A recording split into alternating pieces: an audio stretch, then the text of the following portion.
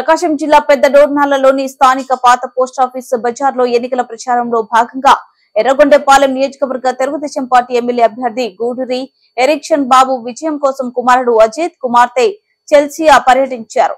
ఈ కార్యక్రమంలో గూడూరు ఎరిక్షన్ బాబుకు తమరి పవిత్రమైన ఓటు వేసి అత్యధిక మెజార్టీతో గెలిపించాలని ఓట్లను అభ్యర్థించారు.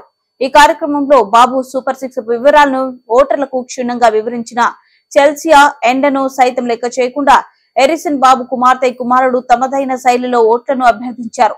మహిళలు హారతులతో బొట్టు పెట్టి స్వాగతించారు.